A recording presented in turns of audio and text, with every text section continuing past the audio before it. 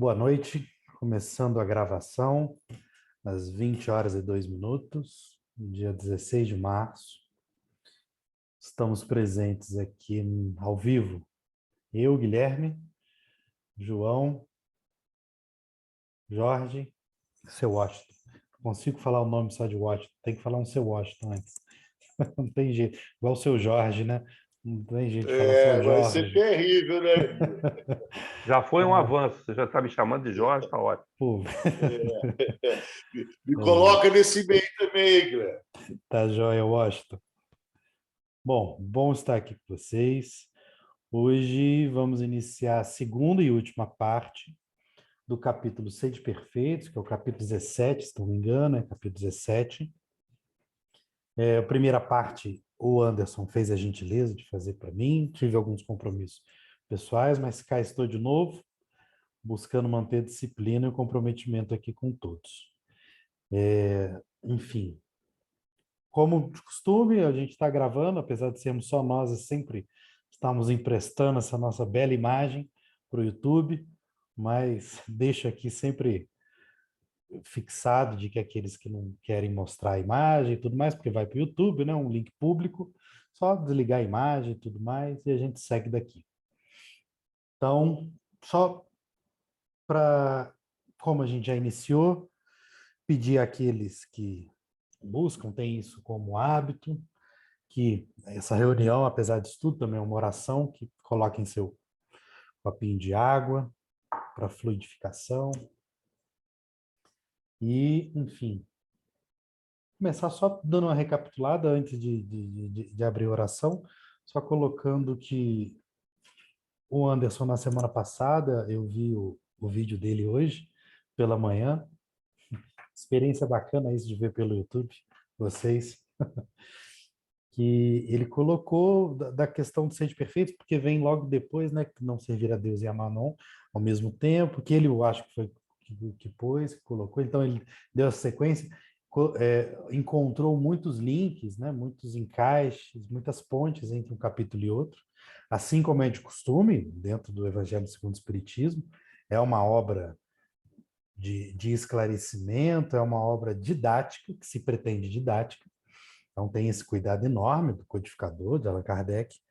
E, então, ele falou dos caracteres da perfeição para a gente efetivamente não usar todos os termos que o senso comum entende como perfeitos, como aquela constatação inalterada, como a perfeição fosse alguém altamente livre de quaisquer elementos que fujam de uma retidão, de um erro e tudo mais.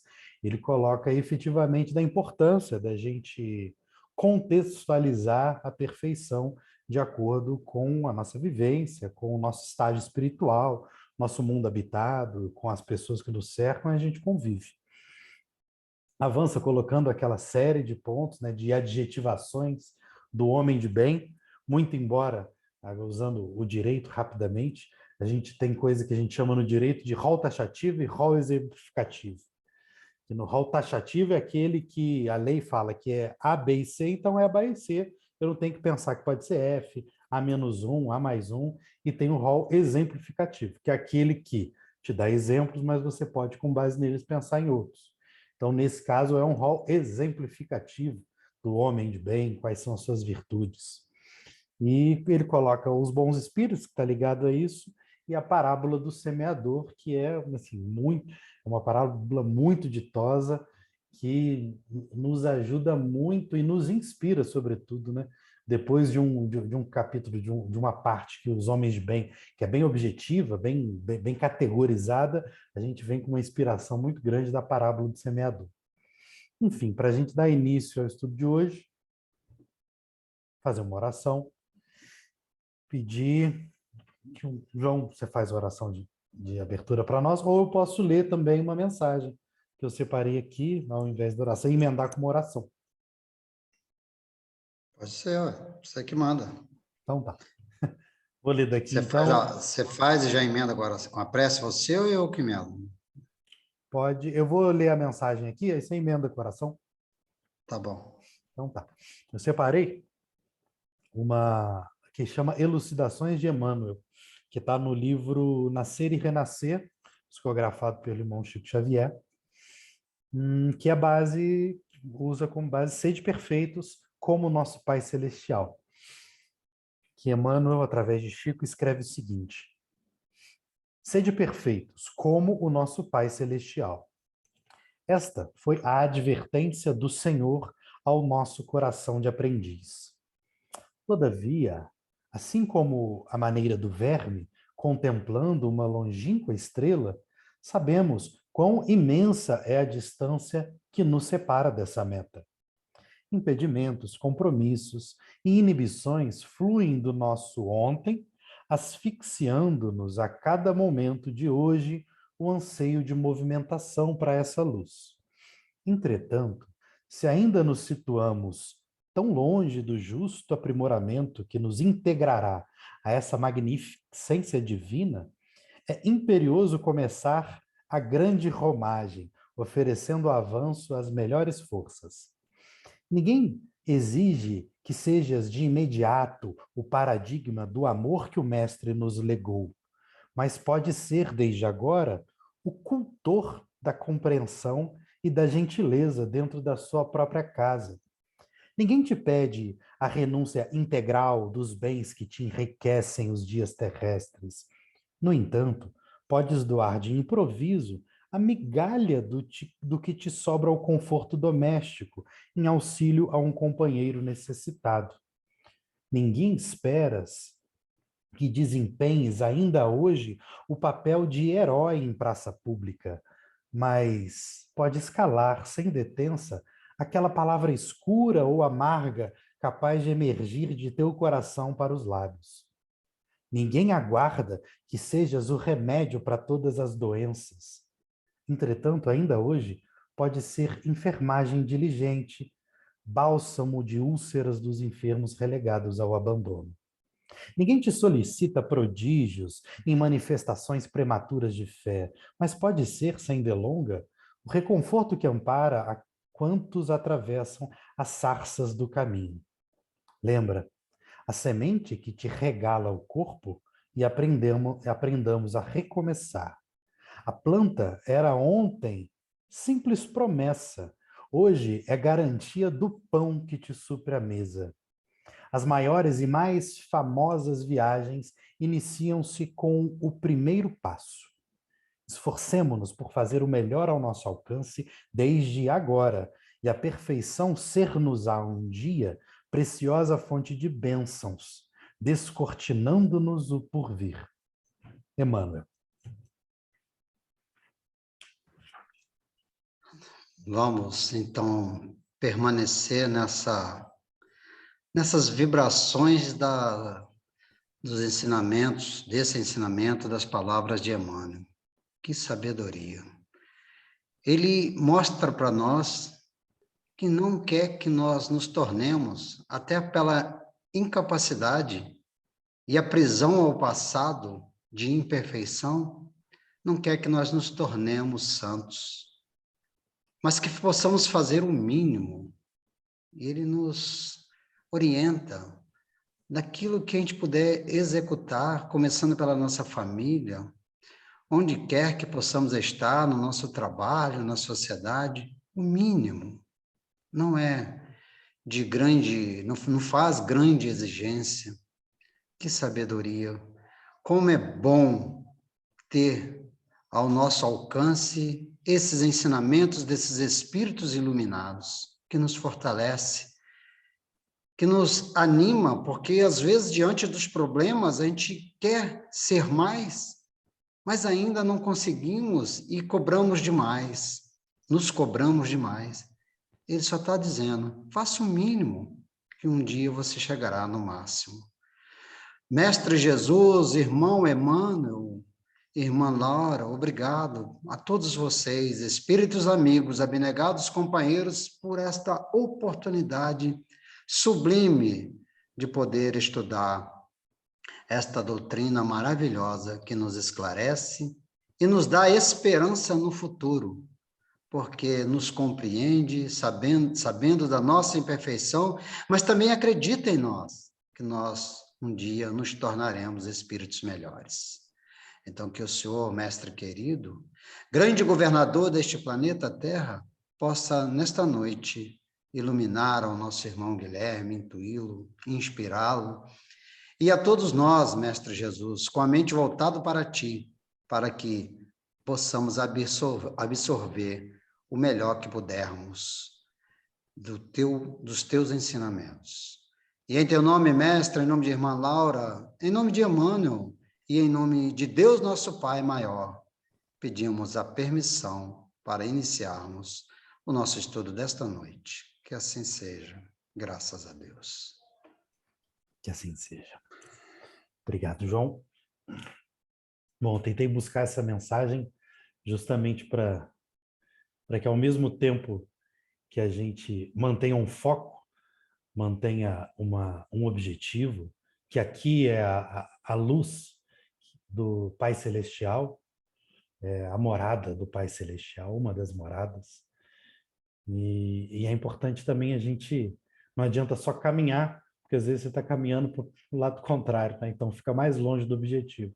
É importante saber para que lado caminhar e, ao mesmo tempo que existe essa cobrança, né, esse dever de seguir rumo ao exemplo do Pai Celestial, também existe a parte aqui de Emmanuel coloca um pouco de consideração para o nosso espaço, para o nosso lugar, para o nosso estágio evolutivo, de que se não dá para ser herói agora, pelo menos ajude quem está do lado. Se não dá para ser o remédio que a tudo cura, como Deus, que a tudo pode, pelo menos que seja, faça um papel de enfermeiro para aquele que chegar até você. E aqui eu acho que a frase que condensa isso, quando Emmanuel fala: as maiores e mais famosas viagens começam com o primeiro passo.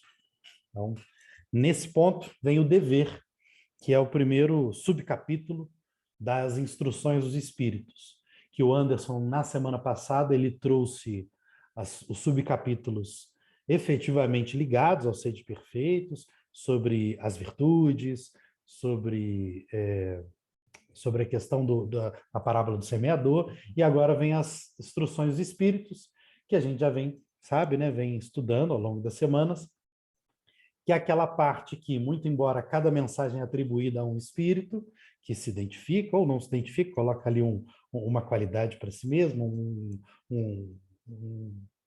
um codinome carinhoso, ele coloca uma mensagem que tem a ver com o tema e que nos ajuda a encaixar o que vem da passagem de alguns apóstolos para a explicação que inicialmente Kardec faz através do diálogo com espíritos, e aqui efetivamente é como se Kardec pegasse um Ctrl+C e Ctrl+V numa mensagem integral de alguns espíritos, sem basicamente interpretá-la, é a mensagem pura e simples. A primeira mensagem é do espírito que se denomina Lázaro, espírito de Lázaro. Ela foi de Paris em 1863, ela chama O Dever. Eu não vou ler ela inteira, eu tomei a liberdade de pegar as passagens principais e ir explicando ao longo dela. Ela diz o seguinte, ela está no item 7. O dever é a obrigação moral da criatura para consigo mesma, primeiro e em seguida para com os outros. O dever é a lei da vida. Com ele, deparamos nas mais ínfimas particularidades, mais pequenas particularidades, como nos atos mais elevados. Quero aqui falar apenas do dever moral, e não do dever que as profissões impõem. Na ordem dos sentimentos, o dever é muito difícil de cumprir-se, porque se acha num antagonismo com as atrações do interesse e do coração. Não têm testemunhas as suas vitórias e não estão sujeitas à repressão suas derrotas. É você consigo mesmo. O dever íntimo do homem fica entregue ao seu livre-arbítrio. Até lembrei, tem uma música do Pato Fu, que é da Fernanda Takai, do irmão dela, lá do John Lhoa, que é aquela, chama Perdendo Dentes, né? Que as brigas que perdi, nenhum troféu. Nas brigas que ganhei, nenhum troféu como lembrança para casa eu levei. Mas as brigas que perdi, essas sim, eu nunca esqueci. Eu nunca esqueci. Então, é cada cabeça uma sentença.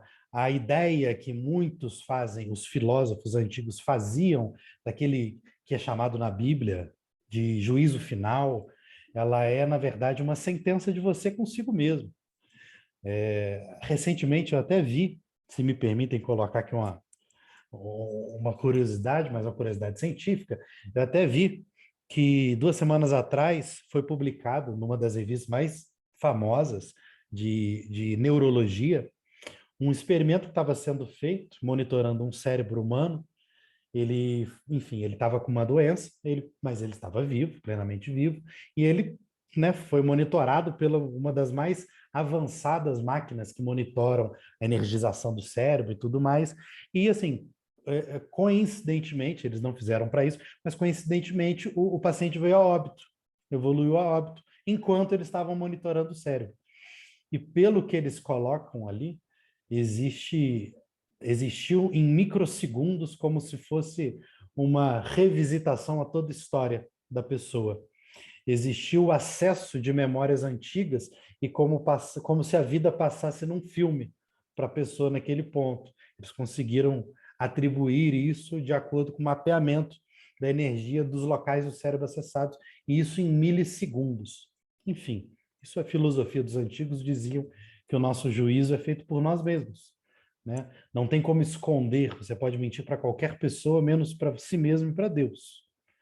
Então, essa questão do dever para consigo mesmo, daquilo que você se atribui, essa sim é um desafio muito grande, porque como Lázaro coloca aqui, na maior parte das vezes ele envolve um antagonismo entre o dever que você sabe que é o dever moral e aquilo que você sabe que dá para fazer sem ninguém ver. Eu me lembro de uma frase do Cortella que, enfim, para ficar mais didático, claro que não se resume só a isso, mas para ficar mais didático, ele separa moral e ética. E ele fala assim: moral é aquilo que você faz olhando para ver se tem alguém vendo, mas ao mesmo tempo você sabe que alguém pode estar vendo. Então é como se você estivesse em praça pública, um monte de gente do seu lado, você fazer algo e contar com que ninguém viu. A ética seria aquilo que você tem certeza que ninguém está vendo. E mesmo assim você faz por dever moral, porque a única coisa que passa pela sua cabeça é o seguinte: nossa, será que minha mãe ia se vergonhar disso que eu estou fazendo? Ele dá esse exemplo. Como é a nossa sentença, a nossa cabeça. Então, esse dever moral é muito ligado ao que nós atribuímos, ao que nós, claro que isso envolve também a nossa instrução intelectual, os nossos estudos. Quanto mais instruído nós vamos sendo, até um pouco mais de sofisticação de dever a gente vai nos impondo. Porque, por isso que se diz que ao ignorante não existe muita frustração, não existe muito dever moral, porque simplesmente ele não sabe, ele é desprovido da própria ciência de certo e errado para algumas coisas. Então, quanto mais os estudos, mais responsabilidade você se atribui, mais chateado consigo mesmo você vai ficando, porque você vai tendo exemplos do caminho a se seguir, de quais as boas ações, quais são as más ações, você vai ficando um pouco mais cascudo naquilo de diferenciar aquelas milifrestas de um certo e de um errado, de um probo e de um improbo, do certo, do edificante e o que é maledicente. Enfim, continuando. Lázaro continua. Onde começa ele, onde termina o dever moral? O dever principia, ele começa para cada um de vocês exatamente no ponto em que você ameaça a felicidade e a tranquilidade do vosso próximo. Acaba no limite que não desejais ninguém transponha com relação a vós. Vou dar outra parada aqui, porque eu também acho isso importante em relação à própria sociedade que a gente está inserido. E a gente viu aqui que a noção de perfeição ela é muito ligada àquilo que você está em volta, aquilo que está ao seu torno. Então, hoje, especificamente, eu vejo, agora estou falando por mim, uma eclosão de um superindividualismo enorme. Já é super, né? Então, também é enorme. É super e é enorme. Um individualismo que muitas vezes é, é confundido, ele é colocado como se fosse um princípio e um objetivo em si. E ele estaria acima de todos os outros princípios, como um princípio de coletivismo, um princípio gregário, um princípio de comunidade. Então, você vê um exemplo recente de reivindicações muito grandes que coloca, eu não vou nem colocar em relação à ciência não, tá, gente? Vou colocar em relação a escolhas pessoais, desde de recusar-se a usar máscara estando infectado, recusar-se a se submeter a um estudo da questão da vacina, recusar-se a se submeter a algumas questões que a comunidade decidiu que é melhor, que traz mais paz, mas você, sozinho, pela simples defesa de que a sua opinião tem que prevaler por um superindividualismo, você decide. Então aqui Lázaro coloca, onde que esse dever moral se inicia? Exatamente no ponto em que ameaçais a felicidade e a tranquilidade do vosso próximo. Então, lá atrás, quando é considerado na sociologia, na filosofia, quando a gente migrou de uma barbárie, de uma sociedade bárbara, onde tudo que você queria, você ia lá e pegava, pela força, pela astúcia, pelo poder, simplesmente não existia limitação onde o que é meu é seu, tudo pode ser meu desde que eu esteja comigo. Então, onde as mortes eram muito precoces, porque quando tomar aquilo do outro, geralmente envolvia aniquilá-lo como ser humano, e não ganhar dele, ter mais dinheiro que ele, ter mais posses que ele. Você precisava eliminá-lo, porque se não eliminasse, ele ia tomar de você de volta. Essa era a barbárie. E a gente escolheu lá atrás com o contrato social, aí a gente fala de Rousseau, de Thomas Hobbes, de Spinoza. Decidimos viver em comunidade. Em comunidade sabemos que há de se abdicar de certas condições individuais para que a vida seja pacífica, para que a gente não viva em guerra, em barbárie, onde tudo que a gente queira, a gente passe por um crivo de moral, um crivo de ética. Isso também, a gente sabe que na doutrina espírita, uma das bases do tripé é a filosofia. Então, dentro da filosofia, existe exatamente esse pensamento gregário, pensamento de comunidade, um pensamento, você pode usar um pensamento aristotélico, você pode usar um pensamento, ou até mesmo um pensamento mais filosófico de Spinoza, mas é essa questão de você não se colocar todo e sempre à frente, nem só de isolar-se para você simplesmente dar a desculpa de que eu estou fazendo sozinho aqui, eu não estou incomodando nem afetando ninguém, porque eu estou sozinho. Olha só, eu não estou afetando ninguém, estou fazendo errado sozinho. Então, eu me afasto e me isolo. A gente vai ver mais à frente aqui que isso também é um ponto de incongruência.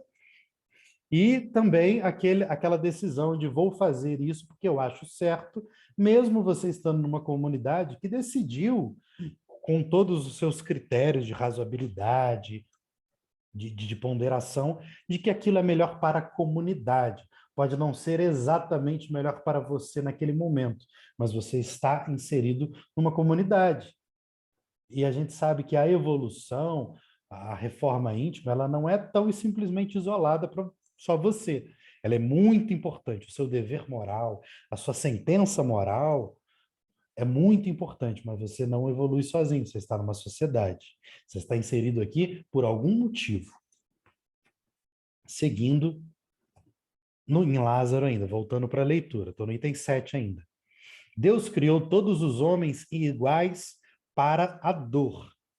Pequenos ou grandes, ignorantes ou instruídos, sofrem todos eles pelas mesmas causas, a fim de que cada um julgue em sã consciência o mal que pode fazer. Com relação ao bem, infinitamente variado nas suas expressões, não é o mesmo critério. A igualdade em face da dor é uma sublime providência de Deus, que quer que todos os seus filhos, instruídos pela experiência comum, não pratiquem o mal, alegando ignorância de seus efeitos. Olha, se eu pudesse escolher de toda a passagem desse capítulo, o que eu mais prezo, espero que fixe na cabeça das pessoas que leem esse capítulo é essa parte. É essa parte.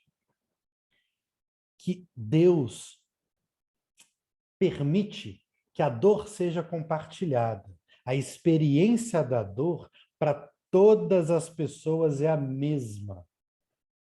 Para todas as pessoas tem fundamentos comuns, fundamento de angústia, de luto, de melancolia, são sentimentos macro. Quando a gente pensa no bem, aquilo que faz bem a uma pessoa, que traz a satisfação, não existe fórmula. Cada um encontra a sua felicidade, a sua alegria e satisfação de acordo com a vida. A sua vida é única para a sua felicidade. Só que na dor a gente é igual. Na dor a gente compartilha. Por que isso? Vou ler essa parte. Por que que Deus nos abençoou para nós conseguirmos compartilhar a nossa dor e a outra pessoa que ouvir a nossa experiência, o nosso testemunho de dor, não precisa passar por ela.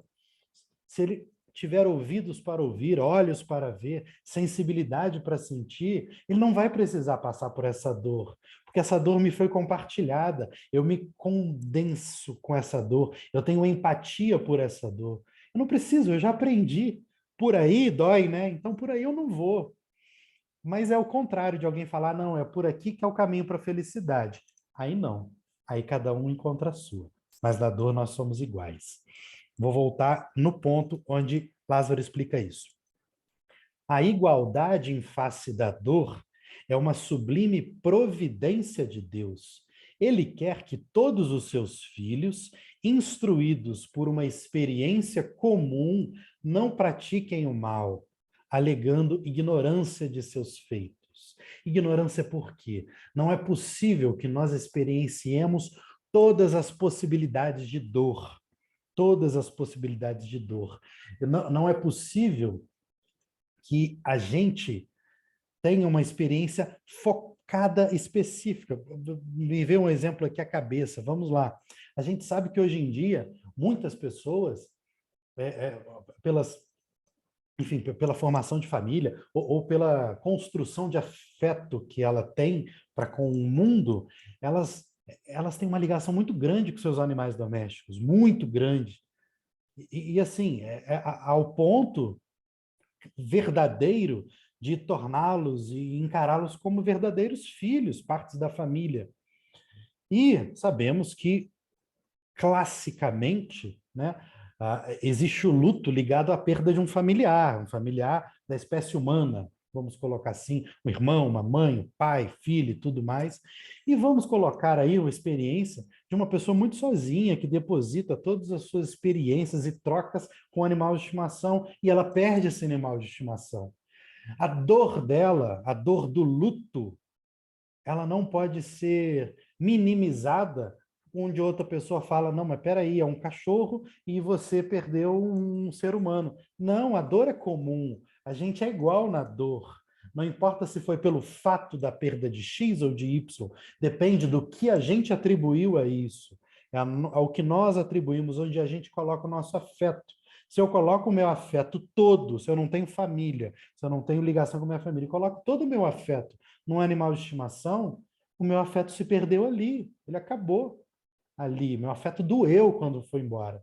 Então, o compartilhamento, porque nós todos somos iguais na dor, é para evitar que, suscitando ignorância, colocando a carta da ignorância, não, peraí, eu nunca passei por isso, então eu só vou começar a fazer de um jeito diferente quando isso acontecer comigo. Não, você pode tomar como exemplo dores em macro, né, sentimento, a partir de fatos, a partir de experiências de outras pessoas, experiências históricas, experiências que a gente lê toda semana aqui no estudo, se não são experiências de espíritos que já viveram mais tempo que nós, tiveram mais dores que a gente. Eles estão aqui clamando, nos informando, falando, olha, por esse caminho dói. Não vai por aí, não. Você não precisa sentir a dor no pé de pisar no prego. Eu já pisei, eu te falo, aí dói. Não pisa aí, não. Vamos seguir. Ainda em Lázaro. O dever é o resumo prático de todas as especulações morais. É uma bravura da alma que enfrenta as angústias da luta. É austero e brando, pronto a dobrar-se às mais diversas complicações.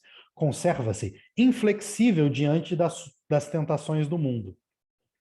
O homem que cumpre o seu dever ama a Deus mais do que a todas as outras criaturas e ama as criaturas mais do que a si mesmo.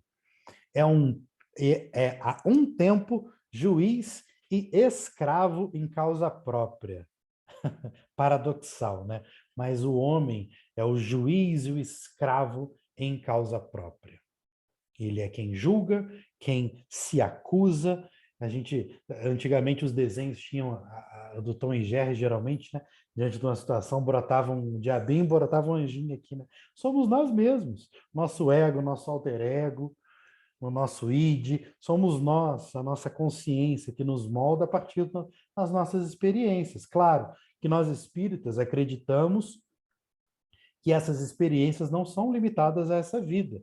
Quando nós falamos da consciência, o nosso juiz não é aquele que tem a sabedoria só dessa vida, é aquele que acumula a sabedoria de todas as vidas da sua alma, todas as vidas do seu espírito.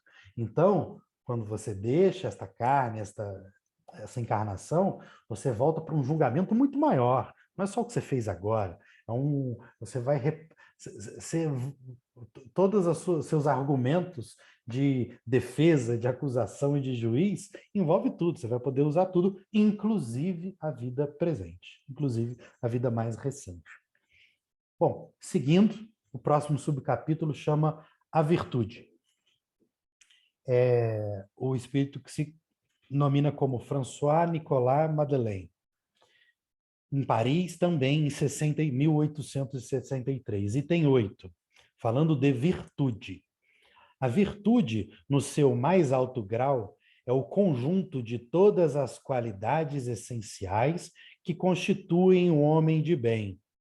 Ser bom, caritativo, laborioso, sóbrio, modesto, são qualidades de um homem virtuoso.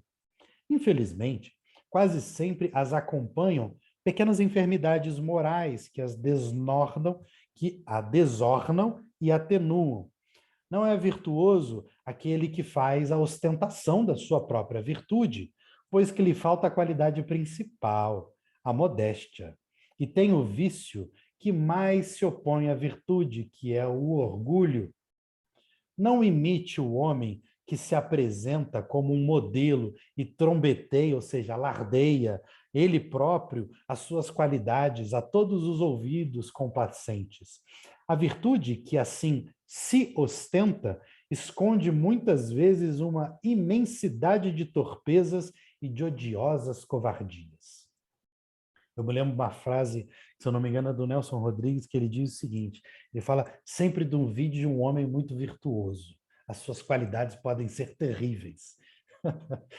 Duvide de um homem sem defeitos, sem erros, sem cicatrizes, sem angústia, sem medos. Não é possível, no nosso estágio evolutivo, quem nós somos? A gente está num planeta de prova e expiação, nós somos seres extremamente imperfeitos ainda, lidando diariamente com pensamentos perniciosos, com maledicências das pessoas, com cargas energéticas muito duras, muito duras. É impossível ser incólume a isso, você passar incólume a isso. Então, sim, nós devemos buscar virtudes em direção daquelas pontos do homem de bem, mas também nós devemos ser humildes e modestos o suficientes para enxergar e sentir onde está a nossa dor, onde está o lugar que a gente precisa calcificar um pouco mais, enfermar um pouco mais, cuidar um pouco mais, usar algum remédio, solicitar ajuda quando necessário. Tem uma frase baseado nessa questão daquela pessoa da virtude, que é aquela virtude que você se percebe e a virtude que é percebida pelos outros. Tem uma frase que é do Bourdieu, que é uma frase que eu demorei muito para entender. E eu espero que eu consiga explicar aqui para vocês. Mas é uma frase a seguinte, abre aspas. Os circuitos de consagração social são tão mais valiosos quanto maior for a distância social entre o consagrador e o objeto consagrado. Fecha aspas. Basicamente é o seguinte, aqui está falando que é mais confiável um elogio, vou dar, grosso modo, tá, gente? É mais confiável um elogio feito por um desconhecido a você do que um elogio feito por alguém que te quer bem, pelo seu melhor amigo, pela sua mãe, pela sua esposa, pelo seu marido. Se alguém que está diante, que está ao seu lado, vai fazer ou por conveniência ou porque gosta de você e tende a enxergar as suas qualidades, está com o olhar viciado em te querer bem. Isso é um vício? Não, isso não é algo ruim, a pessoa te quer bem, ela quer valorizar aquilo, ela quer te abrilhantar.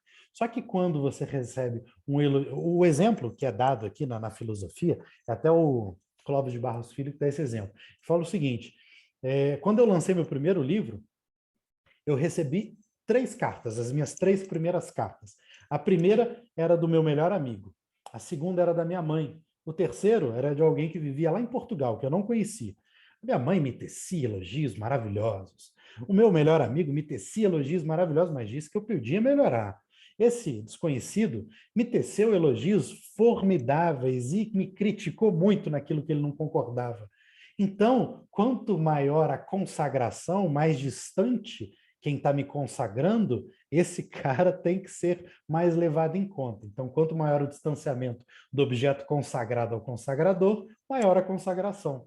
Então é isso, esse checklist da virtude, né? Se você quer colocar isso à prova, quer realmente ter esse feeling de se você está num caminho bacana ou não, não precisa se envergonhar em pedir, em suscitar alguém que fale sobre você, que fale sobre você mesmo, fala sobre algo que não conheça, que você não seja tão cultuado e tão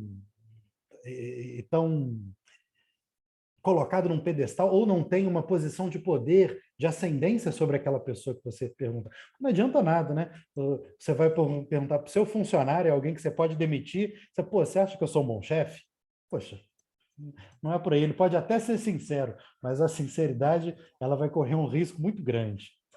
Guilherme, Oi.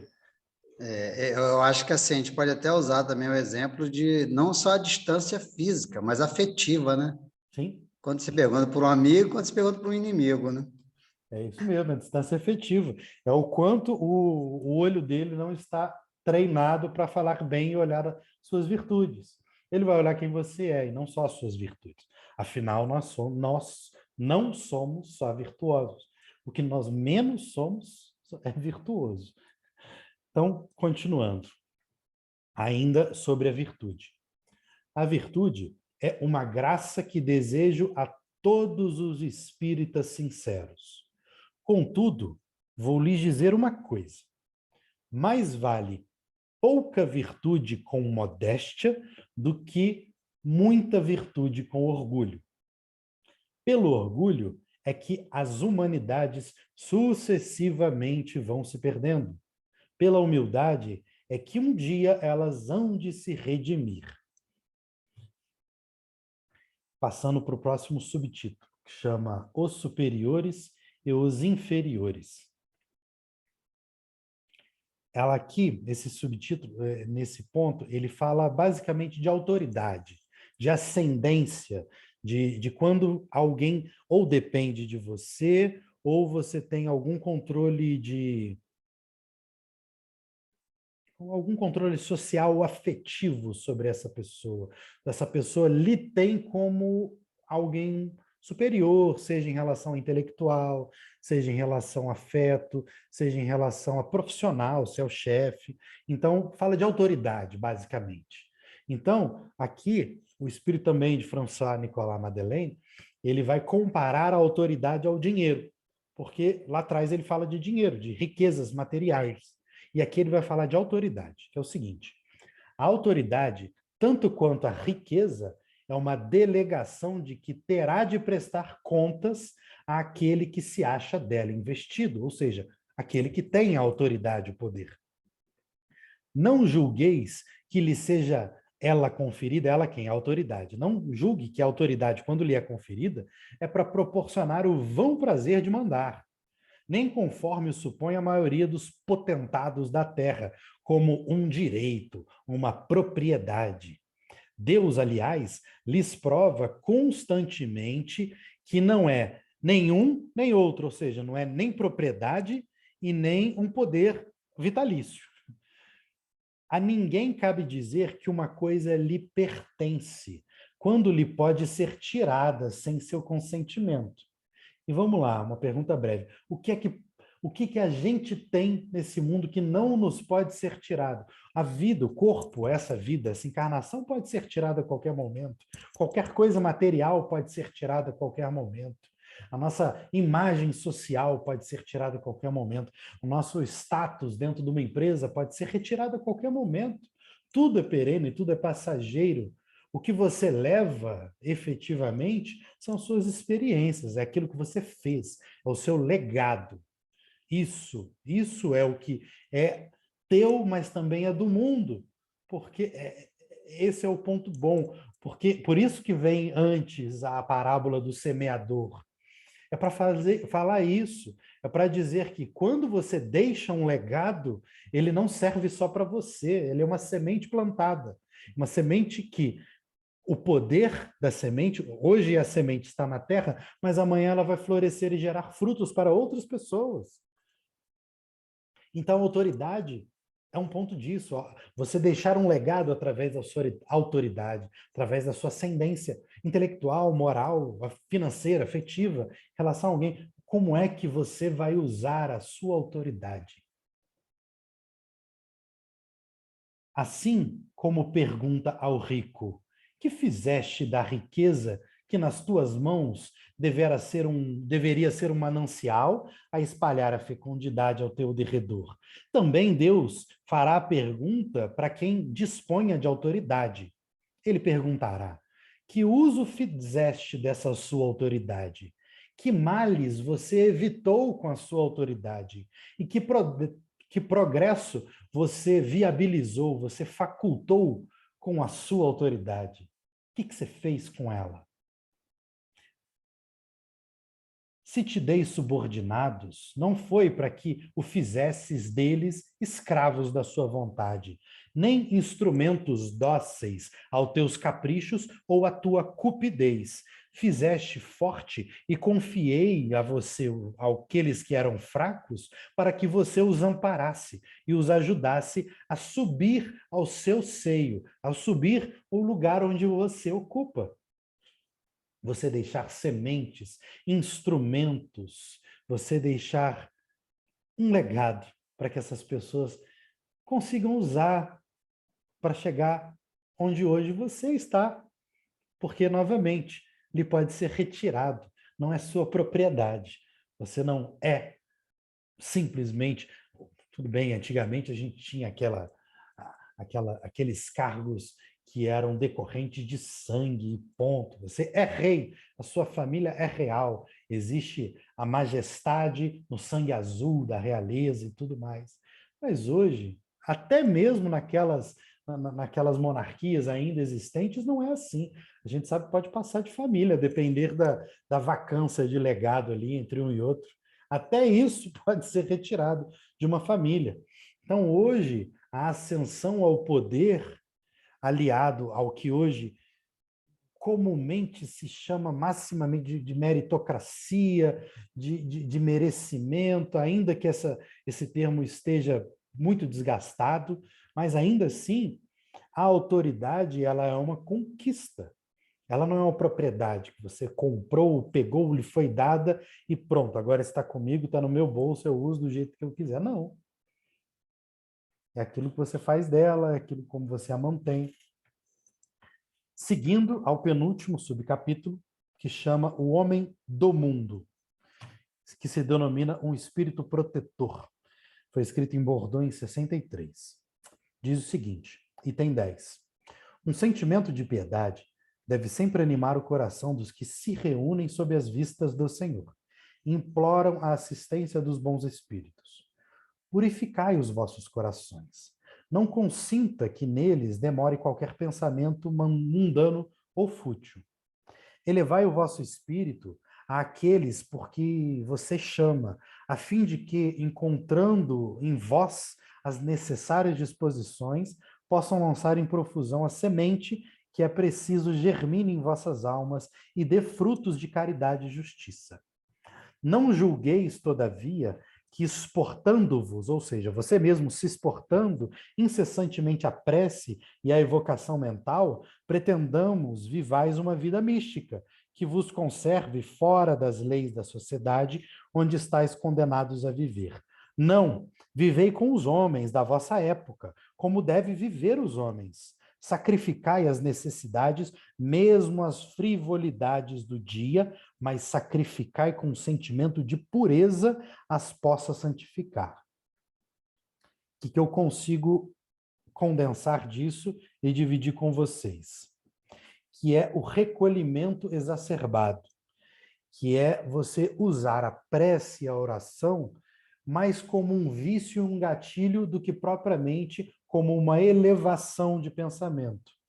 Que a todo momento que você tem medo de viver, medo de sair em sociedade, medo de conviver, você se recolhe, se isola e, levando o seu pensamento e orando ininterruptamente, acredita-se que isso vai ter a força suficiente para ser energia da sua reforma íntima. O mero recolhimento e a oração direta e constante e de forma radical. Não é assim. Aqui coloca, não julgueis, todavia, que você exortando-se, ou seja, você se recolhendo toda hora, incessantemente, a prece e a evocação mental, você pretenda viver uma vida mística, que vos conserve fora da lei da sociedade.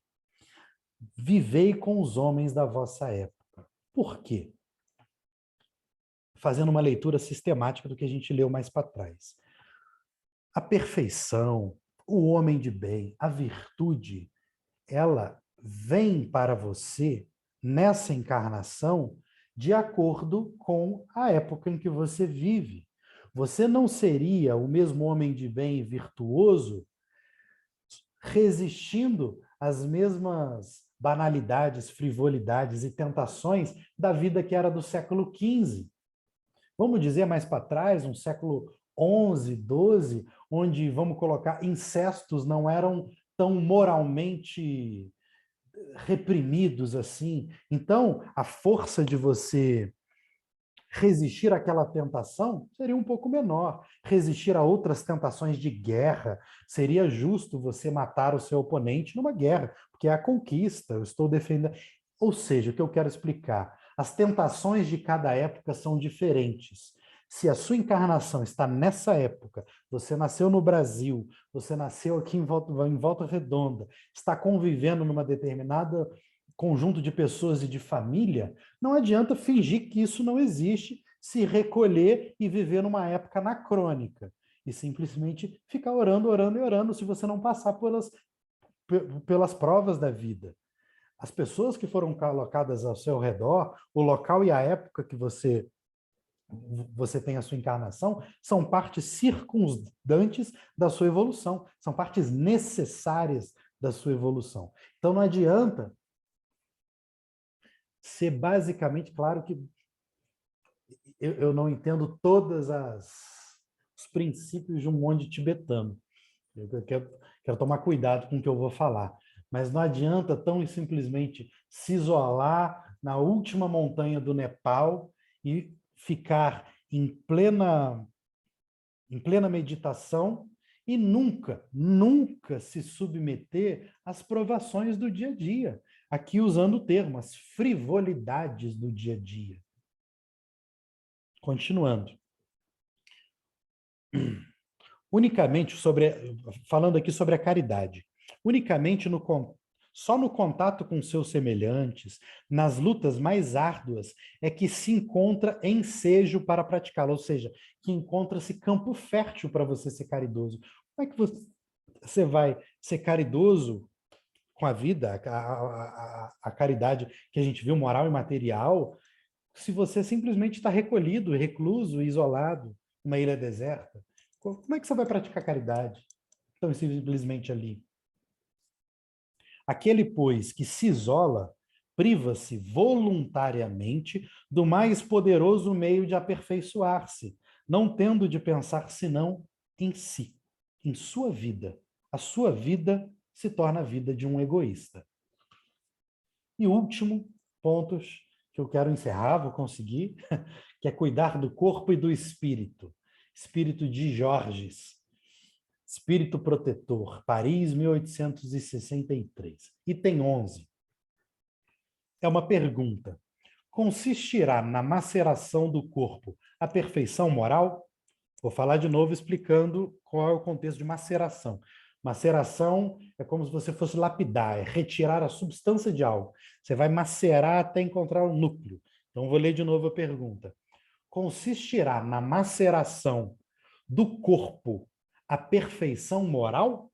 Será que é lapidar o seu corpo para ser o mais perfeito possível? Isso é a mesma coisa que uma perfeição moral? Vem o Espírito de Jorge falar conosco. Para resolver essa questão, apoiar-me-ei em princípios elementares e começarei por demonstrar a necessidade de cuidar-se do corpo, que, segundo as alternativas de saúde e de enfermidade, influi de maneira muito importante sobre a alma, que cumpre se considere cativa da carne. Para que essa prisioneira viva se expanda, prisioneira viva a alma, né? Por isso que chamam que o corpo também é uma prisão para a alma. Muito se fala ali mais ali no estudo do Livro dos Médiuns. Usa-se muito esse termo, né? Que a alma, o espírito, é aprisionado pelo corpo, ele não tem todas as suas faculdades, porque o corpo as limita. Então, vou ler de novo. Para que essa prisioneira viva, que é a alma, se expanda e chegue mesmo a conceber as ilusões da liberdade, tem o corpo de estar são, disposto e forte. O Espiritismo demonstra que existe entre o corpo e a alma, dizendo-lhes que, por se acharem em dependência mútua, importa cuidar de ambos. Amai, pois, a vossa alma, porém, cuidai igualmente do vosso corpo, instrumentos daquela. Desatender às necessidades, que a própria natureza indica, é desatender a lei de Deus. Não castigue o seu corpo pelas faltas que o vosso livre-arbítrio o induziu a cometer e pelas quais é ele tão responsável quanto um cavalo mal dirigido pelos acidentes que causa. Então, aqui fazendo uma metáfora de que o nosso corpo seria um cavalo mal dirigido. Mas dirigido por quem? Por nós mesmos. Nós somos os cavaleiros e o instrumento, o cavalo, o que nos move aqui, o que nos coloca em comunicação com o outro é o corpo. Então, não bota a culpa num no outro ali, as duas coisas andam em duplicidade. Isso me lembra muito um texto de Kardec que fala que é na época da peste, ele fala sobre alguns questionamentos espíritas em relação aos cuidados, em relação ao determinismo da morte, né? Então, eu não vou cuidar, eu não vou tomar medidas paliativas para me prevenir diante de uma peste mundial? Sim, você vai tomar, porque você está na vida. Viva as regras da vida também. Se tem médico, vai no médico. Se tem psicólogo, vai no psicólogo. Se tem remédio, toma um remédio. Use das ciências do mundo também. Mantenha o seu corpo são. Tem um exemplo também, que é no livro dos Espíritos, que tem uma pergunta que se faz quando se fala da loucura, que quando se evoca o espírito da pessoa viva. Né? A pessoa viva, ela é, desculpa o termo, estou usando o termo do livro segundo o Evangelho, estou usando o livro dos Espíritos, que usa a loucura, né? O louco. Hoje em dia a gente sabe que não se usa mais esse termo. Que o louco está ali, não consegue falar direito, articular, os seus movimentos são muito desconexos e tudo mais. Ele aparenta ser alguém que não tem sanidade, ele não consegue conectar de coerência e coesão as suas palavras, o seu pensamento. E evoca-se o espírito desse louco, desse corpo louco, e o espírito está completamente são. Fala de uma perfeição, tranquilo, conversa. O que aconteceu ali? Existe uma falha, como se fosse uma falha mecânica no corpo, onde o princípio inteligente que vem do espírito, ao passar pelo corpo e se conectar com o mundo externo, esse conector, essa ponte que é o corpo que está demente, é um corpo que está deficiente, ali existe o ruído, então você não consegue. Isso é só um exemplo, tá? Que é o princípio inteligente para você se comunicar e tudo mais, fazer as trocas com o mundo. Mas tem vários. Existem psicossomáticas que vêm do espírito, que vêm em memórias inatas, em memórias de outras vidas, onde você foi extremamente debilitado ou acabou caminhando para um suicídio consentido, um suicídio inconsciente, um suicídio prolongado, ao fazer muito uso de entorpecente, ao ser extremamente melancólico diante de tal coisa, ao guardar amargura imensa diante de tal situação, isso vai para a sua memória, isso vai para o seu perispírito, que depois se liga de alguma forma a uma carga energética, que ao você reencarnar, isso de alguma forma está, através do seu perispírito, influenciando no seu corpo. Então, sim, o seu corpo é indissociável hoje da sua matéria, porque você está na planeta Terra. Daqui a pouco a sua matéria não vai ser tão densa assim, mas daqui a pouco não, né? Vai demorar, mas a gente vai chegar lá. Bom, queria agradecer, encerrei o capítulo 17, desculpa se eu corri agora no final, mas queria ouvi-los um pouco sobre o dia e, enfim, o que vocês têm em mente aí para contar? Bom, parabéns, Guilherme. Bem-vindo de volta. Estamos sentindo a sua falta. Na semana passada, com o Anderson, e você hoje também tocou, né? Usou até o termo checklist, né?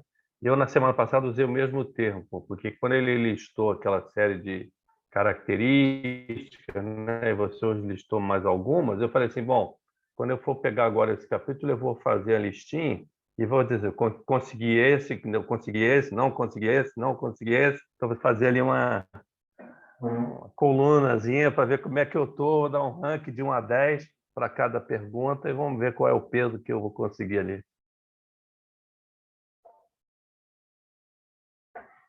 O mais legal, Jorge, é que ainda que você faça o checklist todo ali, ainda vai faltar mais.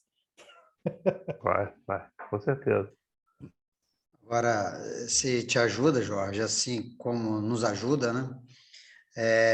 Emmanuel deu nessa página inicial, né? Assim, uma aliviada, uma confortada, né? A gente confortou a gente, olha, não seja tão exigente, você vai chegar lá. Então, o seu checklist, por favor, não use, não aprofunde muito nesse checklist, não, porque você vai chegar lá, né? Isso que conforta. Aí vem todo esse estudo desse capítulo, Sede Perfeitos, né? E os espíritos, como é o homem, né? Vai mostrando lá, dando características, né? Dessa perfeição, que vai, assim, colocando a gente... Se a gente não pegasse esse refresco de Emmanuel, eu acho que a gente ficaria assim meio, oh, meu Deus, como é que eu vou chegar a esse ponto? Mas a gente vai chegar, né? Então, essa conexão que houve entre esse início dessa página inicial e com o estudo foi muito bacana, né? Ou seja, mais uma vez, aí vem a doutrina mostrar para a gente que nós estamos no caminho certo. E não adianta eu me isolar do mundo, né? Muitos fazem isso, como o Guilherme colocou aí através do estudo, né? A gente se isolar, eu não vou conviver nessa família, eu não vou conviver com esse parente, eu não vou participar dessa reunião de condomínio, eu não vou fazer isso ou aquilo, mas faz parte do nosso crescimento, cara, né? É como disse Tiago, a fé sem a obra ela é morta. Então, a gente tem que ter esse conhecimento, mas tem, né, buscar essa parte da espiritualidade, mas sem tirar o pé do chão nesse mundo, porque não tem como desconectar os dois, né? Deixa eu falar um pouquinho aí também. Estão me ouvindo? Sim, perfeitamente, Jorge. Então, olha só, é uma coisa que me incomoda muito quando eu começo a me exigir demais. Quando eu cometo uma falta e passa assim uns 5 minutos, aí vem uma reflexão, por que eu fiz aquilo? Porque eu já tenho conhecimento que aquilo não é o ideal para a gente fazer. Às vezes numa palavra, num gesto, e isso me deixa, às vezes, muito triste. Então, com essa lição de hoje, para a gente não ficar se cobrando tanto, né? Conforta, mas depois que a gente tem o conhecimento, é muito difícil, quando a gente erra, a gente não se cobrar a si mesmo, né? Então, essa que é a minha grande polêmica contra o Washington contra o Washington. Tá bom, pessoal? Pois é, eu acho que isso acaba levando de uma forma pouco elaborada e de uma forma até mesmo preguiçosa, ou desesperada, né? Também tem essa possibilidade, que algumas pessoas, diante dessas angústias da vida, né? De saber qual é o caminho certo, saber que errou, saber como fazer e não conseguir fazer naquela hora, o quanto se cobra e o quanto se pune em relação a isso, que a gente chega num desespero de pensar, eu preferia não saber disso, preferia ser um ignorante, pelo menos eu não sofreria. Mas a gente vê que não é por aí. Não é por aí que as coisas são. E é importante que se diga. Pode falar, É Jorge. verdade. Eu ontem, Nesse caminho... ano passado, desculpa, pode falar, Otto. Não, pode continuar, Jorge, depois eu falo. Pode continuar. Não, acho que ano passado eu comentei, vou repetir aqui se não comentei. Eu fui uma vez no centro aqui na Califórnia ali, Esperança de Luz, eu estava fazendo até um tratamento ali, e o espírito que estava atendendo na triagem ali fez uma colocação, exatamente depois de eu explicar ele, mais ou menos na linha do que o Washington acabou de falar, essa preocupação, essa autocobrança e tal. Ele falou assim, olha, você olha no espelho todo dia, ou sei lá, semanalmente, ou como você achar, e se pergunta, olhando para você no espelho, né? O que você conseguiu essa semana? O que você conseguiu hoje? O que você fez hoje? Tipo uma autoavaliação perante você mesmo ali no espelho. Quando você está de frente ao espelho, só está com você, né? Então eu falei, esse pode ser um exercício interessante. Então eu estou dividindo com vocês aí. Também é interessante, né, Jorge? E essa situação, rapaz, igual o Guilherme falou, de vez em quando dá vontade, por que eu já tenho esse conhecimento? Eu não gostaria de conhecer essa parte. Eu poderia pular essa parte para não ficar se cobrando tanto, entendeu? Mas, graças a Deus, a gente está aprendendo, né? Depois a gente vem em reflexões, pensando que a gente tem que sair da ignorância, não tem jeito, né? Para a gente Na evoluir. semana que vem, com o capítulo 18, vai ter outra vez o link, né, já que é tudo encadeado, que vai ter lá um subitem. Se não for na semana que vem, é na outra, que vai falar quem muito foi dado, muito será cobrado. É verdade. Muito obrigado, hein, Guilherme? Exatamente. Obrigado, Washington. Esse estudo maravilhoso. É bom sempre ouvir você, né? Eu sempre gosto de ouvir você, os seus conhecimentos, suas experiências. É muito legal, tá bom? Como a gente aprendeu aqui, esse elogio por você fazer parte do meu meio de consagração.